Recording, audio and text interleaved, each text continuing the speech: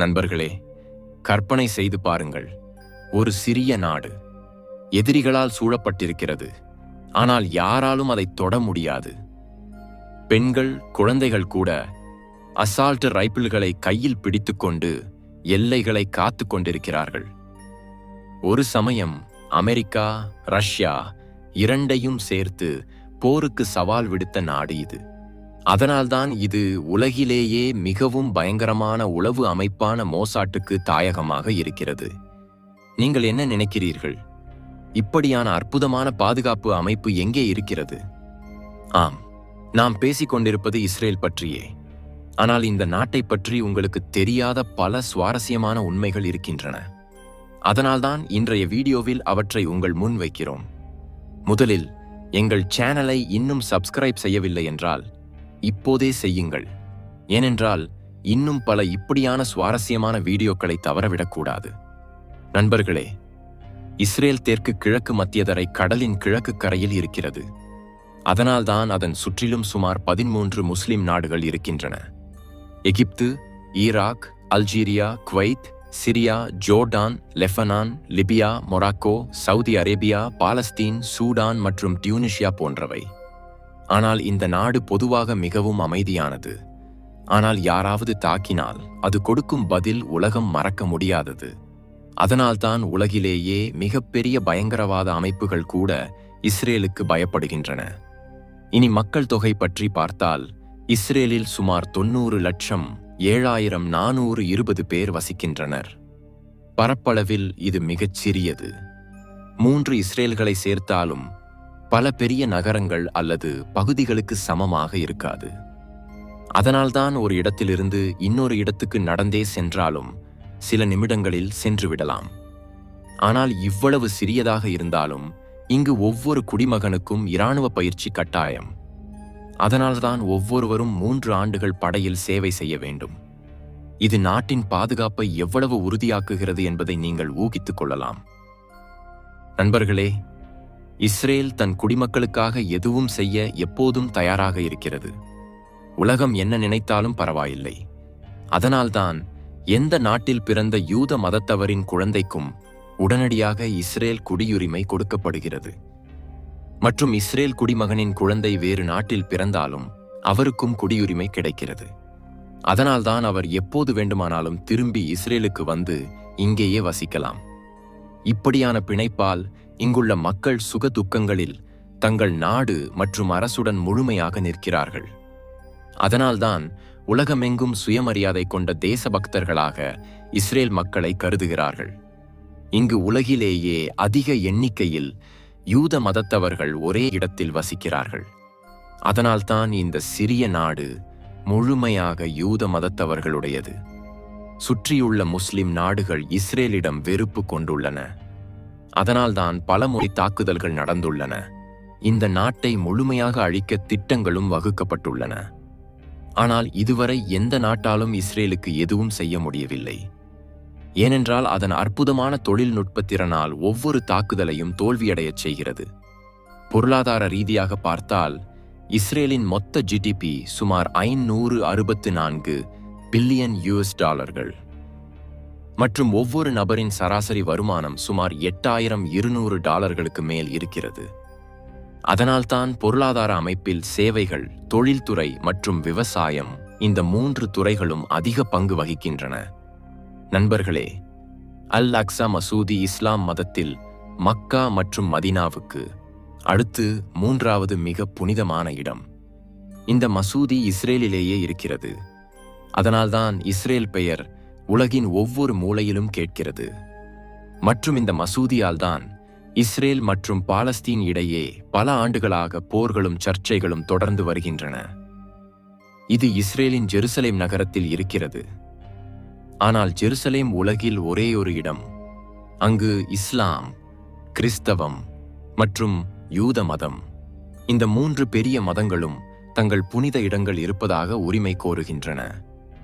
யூத மதத்தவர்கள் இந்த மசூதியை டெம்பிள் மவுண்ட் என்று அழைக்கிறார்கள். மீதி மதங்களைச் சேர்ந்தவர்களுக்கு இந்த இடத்தின் பெயரும் முக்கியத்துவமும் வேறுபடுகின்றன. உங்களுக்கு தெரிந்து கொள்ள வேண்டுமென்றால் சொல்கிறேன்.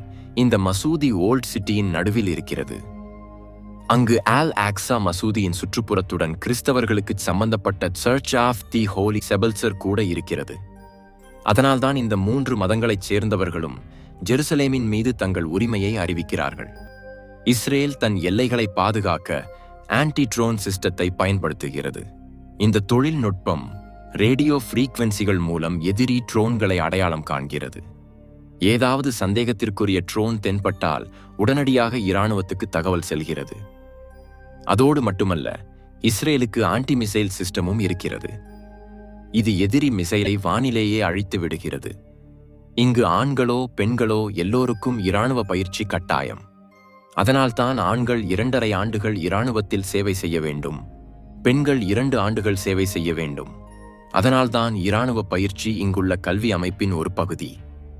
நண்பர்களே, இஸ்ரேலுடன் தொடர்புடைய ஒரு ரகசியமான விஷயம் உங்களுக்கு தெரியாமல் இருக்கலாம். ஒரு சமயம் அமெரிக்கா ஆல்பர்ட் ஐன்ஸ்டீனை இஸ்ரேல் அதிபராக்க வேண்டுமென்று முன்மொழிந்தது. ஆனால் ஐன்ஸ்டீன் தன் அமெரிக்கா நாட்டுக்கும் அங்குள்ள மக்களுக்கும் மிகுந்த அன்பு கொண்டிருந்தார்.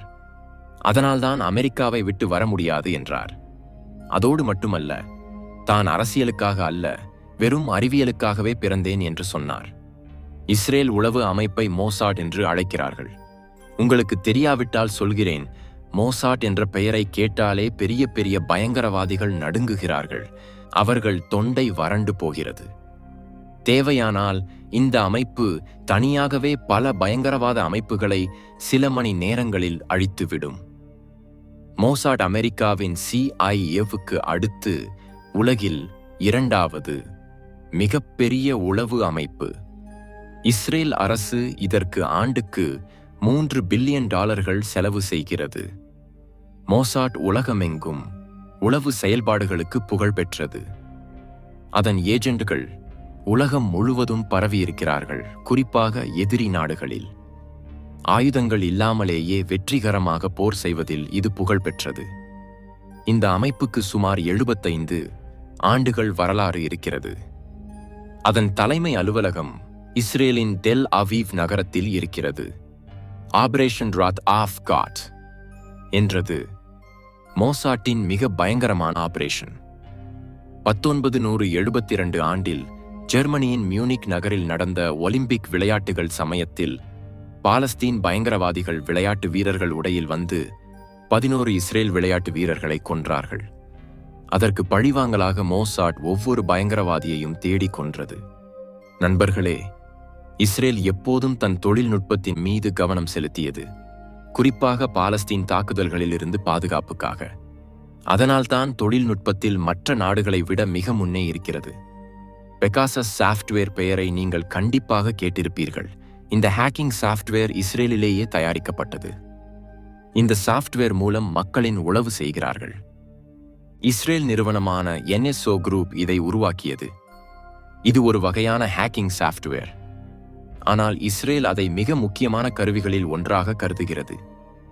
இது உங்கள் மொபைல் போன் அல்லது லேப்டாப்பில் உங்களுக்கு தெரியாமலேயே இன்ஸ்டால் ஆகிறது. அதோடு மட்டுமல்ல, இஸ்ரேல் பாசன தொழில்நுட்பமும் மிக புகழ்பெற்றது. விவசாயத்துக்கு இந்த தொழில்நுட்பத்தை இஸ்ரேல் கண்டுபிடித்த போது உலகம் அதிர்ச்சியடைந்தது. இஸ்ரேல் உலகிலேயே மிகப்பெரிய விவசாய உற்பத்தி நாடுகளில் ஒன்று. ஆச்சரியமான விஷயம் என்னவென்றால், இந்த நாட்டில் நீர் பற்றாக்குறை மிக அதிகம். ஆனால் அதை மீறி அற்புதமான விவசாயம் செய்கிறார்கள். அதனால்தான் இஸ்ரேல் ட்ரிப் இரிகேஷன் தொழில்நுட்பத்தை உருவாக்கியது. இது நீரை திறம்பட பயன்படுத்தி விவசாயம் செய்கிறது. தொழில்நுட்பம் மற்றும் சக்திக்கு உலகமெங்கும் புகழ்பெற்ற இஸ்ரேலை ஸ்டார்ட் அப் மையம் என்றும் அழைக்கிறார்கள். உலகில் பல பெரிய ஸ்டார்ட் அப்கள் இங்கிருந்தே தொடங்கின. இதுவரை 3000க்கு மேற்பட்ட ஸ்டார்ட் அப்கள் இங்கிருந்து தொடங்கியுள்ளன. இஸ்ரேலில் ஸ்டார்ட் அப்கள் ஹைடெக் புரட்சியுடன் தொடங்கின. இஸ்ரேலை ஸ்டார்ட் அப் நேஷன் என்று அழைப்பதற்கு ஒரு காரணம் என்னவென்றால், இங்கு தனியார் மற்றும் அரசு அமைப்புகள் இணைந்து வேலை செய்கின்றன. இஸ்ரேல் தன் GDP-யில் சுமார் 4.3% ஆராய்ச்சி மற்றும் வளர்ச்சிக்கு முதலீடு செய்கிறது. கூகுள் போன்ற பெரிய நிறுவனங்களின் ஆராய்ச்சி மையங்கள் இஸ்ரேலிலேயே இருக்கின்றன. இங்கு ஒவ்வொரு 1000-400 பேருக்கு ஒரு ஸ்டார்ட் அப் இருக்கிறது. அதாவது 1000-400 மக்கள் தொகையில் ஒரு நபர் ஏதோ ஒரு நிறுவன உரிமையாளர். அதனால்தான் இஸ்ரேலில் ஒவ்வொரு நபரும் எல்லா துறைகளிலும் நிபுணராக தோன்றுகிறார். இப்படியானவை மற்ற நாடுகளில் மிக அரிதாக காணப்படுகின்றன. நண்பர்களே, இஸ்ரேலுடன் தொடர்புடைய இன்னும் சில சுவாரஸ்யமான உண்மைகளை சொல்கிறேன். இந்த நாடு பாகிஸ்தானையும் தன் மிகப்பெரிய எதிரியாக கருதுகிறது. இஸ்ரேல் பாஸ்போர்ட்டில் பாகிஸ்தான் தவிர எல்லா நாடுகளுக்கும் இது செல்லுபடியாகும் என்று எழுதியிருக்கும். அதேபோல பாகிஸ்தான் பாஸ்போர்ட்டில் இஸ்ரேல் பற்றியும் அப்படியே எழுதியிருக்கும். இஸ்ரேலில் சுமார் 200 அருங்காட்சியகங்கள் இருக்கின்றன. அதனால்தான் இதை அருங்காட்சியகங்களின் நாடு என்றும் அழைக்கிறார்கள். இஸ்ரேலில் பெண்களை ஆண்களுடன் சமமாக பார்க்கிறார்கள். இராணுவத்தில் கூட பெண்கள் மற்றும் ஆண்களின் எண்ணிக்கை சமமாக இருக்கும்.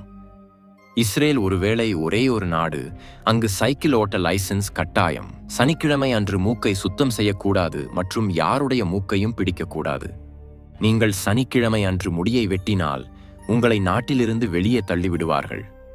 இப்படியான சிறப்பான விதிகள் இஸ்ரேலிலேயே காணப்படுகின்றன. இஸ்ரேல் சுவையான உணவிலும் முன்னிலை வகிக்கிறது. மற்ற நாட்டு மக்களும் இங்குள்ள உணவு கலாச்சாரத்தை மிகச் சிறந்ததாக கருதுகிறார்கள். இங்குள்ள உணவுகளின் மீது அண்டை அரபு மற்றும் ஆப்பிரிக்கா நாடுகள், அத்துடன் மத்தியதரை நாடுகளின் தாக்கம் அதிகம். யூத மதத்தவர்கள் இங்கு குடியேறிய போது உணவு கலாச்சாரம் முழுமையாக மாறிவிட்டது. இங்கு உங்களுக்கு பல உணவு வகைகள் கிடைக்கும். அவை பார்க்க சம்பிரதாயமானவையாக தோன்றும். அதோடு மட்டுமல்ல, இங்குள்ள மக்கள் உணவில் மசாலாக்கள் மற்றும் காரமான சட்னிகளை அதிகம் பயன்படுத்துகிறார்கள். ஷக்ஷூகா என்றது இஸ்ரேலில் மிக புகழ்பெற்ற உணவு வகைகளில் ஒன்று. இதை தக்காளி சட்னியில் முட்டைகளை போட்டு தயாரிக்கிறார்கள். முழு இஸ்ரேல் மக்களும் இந்த உணவை விரும்புகிறார்கள். நீங்கள் சைவ உணவு உண்பவராக இருந்தால் இஸ்ரேலில் ஃபலாஃபல் என்ற உணவை முயற்சி செய்யலாம். இது காலை உணவில் மிக புகழ்பெற்றது. இது பீட்சா போல தோன்றும். இந்த உணவை சைவ மற்றும் அசைவ 2 வகையிலும் தயாரிக்கிறார்கள். இனி உங்களுக்கு சொல்வது என்னவென்றால், இஸ்ரேலுக்கு எப்படி செல்வது? நீங்கள் இந்த நாட்டுக்கு பயணம் திட்டமிடுகிறீர்களானால் எவ்வளவு செலவாகும் என்று சொல்கிறேன். இஸ்ரேலுக்கு செல்வதற்கு சிறந்த வழி உங்கள் அருகிலுள்ள சர்வதேச விமான நிலையத்திலிருந்து நேரடி விமானம் பிடிப்பது. இஸ்ரேலின் முதன்மை விமான நிலையம் பென் குரியன் சர்வதேச விமான நிலையம்.